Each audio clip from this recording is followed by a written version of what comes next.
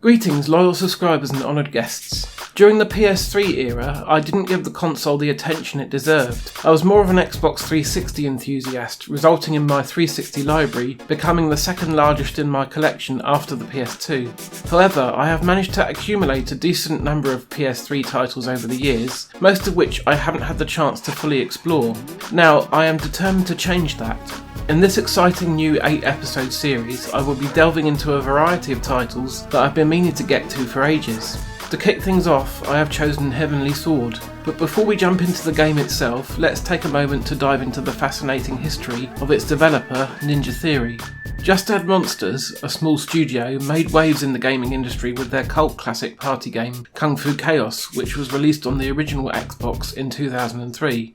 Unfortunately, their parent company, Argonaut Software of Star Fox fame, faced financial difficulties and had to shut down, putting Just Dead Monsters at risk as well. However, Jez San, the founder and head of Argonaut, stepped in and used his personal funds to help create a new studio, bringing together the talented members of Just Dead Monsters. They christened themselves Ninja Theory and began pitching an idea for a Kung Fu Chaos sequel to publishers, but receiving little interest, they decided to shift gears and create something even more groundbreaking. They then embarked on an ambitious project that would later become known as Heavenly Sword.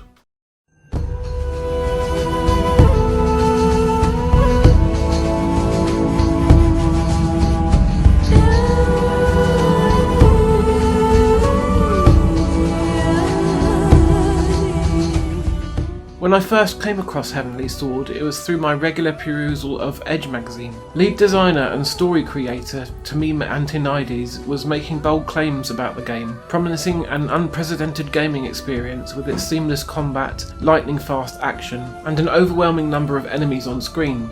However, having been burned by exaggerated promises from developers like Peter Molyneux in the past, I approached the interview with skepticism. As it turns out, Antonides wasn't entirely off base, but his innovation didn't lie in the gameplay itself. Heavenly Sword at its core is another stylish action game, akin to titles such as Devil May Cry and God of War, executed exceptionally well but lacking in true revolution.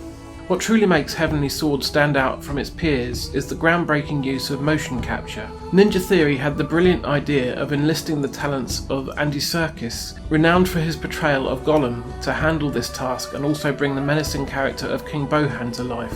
This decision resulted in an unparalleled level of quality and fluidity in the game's movement and cinematic cutscenes, pushing the boundaries of what had been achieved before. Serkis' exceptional performance as Bohan, leaving you eagerly anticipating the moment when you could take him down in the game's climactic moments. Father! Dear me, such a heavy sword for such a fragile creature. Come, child, let me take your burden. Never! Leave me, Narako! Get the sword away from here! The line must not be broken! Perhaps I'm not making myself clear. I have something of yours, and you have something of mine. Bohan, always wanting what you have no comprehension of. I see the years since we studied together have taught you nothing. No! Shut up! Shut up. Actually, Shen, they have taught me that everything comes to he who waits, but quicker yet to he who takes. As a fan of the TV show Fringe, I was thrilled to discover that Anna Torv lent her voice to the character of Nariko. Heroine. She is a very powerful, strong young woman wielding an enormous sword.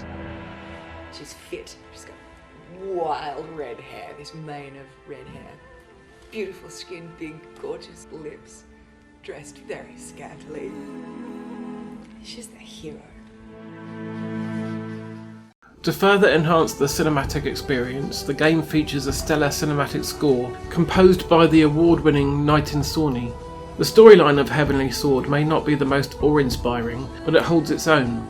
The sword, which is essentially the MacGuffin of this story, bears resemblance to the legendary One Ring from Tolkien's books. It possesses a sentient power that has the ability to consume and corrupt any mortal who dares wield it, except for the reincarnation of a great hero who is believed to be Nariko. King Bohan's relentless pursuit of this immense power poses a grave threat to Nariko's tribe, who have valiantly protected it for centuries. Reluctantly, Nariko takes up the sword, only to discover that she may not be the chosen one of ancient legend, as the sword slowly eats away at her from within. To unravel the full story, you'll have to experience the game for yourself. As you progress through the early levels, you will unlock a range of powerful attacks in Heavenly Sword. Swift light attacks allow for quick and agile strikes, while slow heavy attacks deliver devastating blows. The chain blade attack is particularly useful for taking on larger groups of enemies and engaging in long range combat. By timing your attacks carefully, you can also counter enemies and eliminate them with precision. Additionally, you have the ability to swiftly dispatch downed enemies for an instant kill.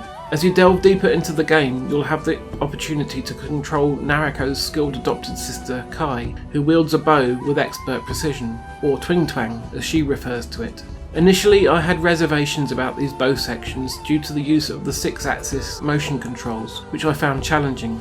However, a certain Mr. Metal Jesus Rocks himself told me in his comments section that you can disable the motion controls in the options menu and control the arrows using the left analog stick. While it took some time to adjust, by the end of the first bow stage I had become accustomed to the controls and found myself thoroughly enjoying these exhilarating moments. The epic battles against hordes of enemies showcase stunning visuals, but unfortunately playing through these sections proved to be a bit frustrating due to the unstable frame rate. You can tell that this game is an early PS3 release, as the detail isn't quite there compared to later games that would come along, but for a game released within the first year of the PS3's lifespan, it is still incredibly impressive. The frame rate issue was especially noticeable during the final showdown with the formidable boss Bohan, causing the battle to drag on longer than anticipated and leaving a slightly disappointing taste as the credits rolled. However, when considering the overall value of the game, Heavenly Sword still delivers. With a runtime of approximately 7 to 8 hours for a single playthrough, it may not be an exceedingly lengthy game, but it offers a solid and enjoyable experience. Personally, I still have the original price sticker from when I purchased the game at least 6 years ago, priced at a mere $1.99. Remarkably, the price has remained relatively unchanged, with CEX currently offering it for just £2.50. At such an affordable price, Heavenly Sword is definitely worth adding to your collection. I had the pleasure of experiencing several afternoons of fantastic entertainment, and I can't help but regret not playing it sooner. In conclusion, while the gameplay may not be groundbreaking, it is undeniably a solid recommendation, especially if you already enjoyed similar games.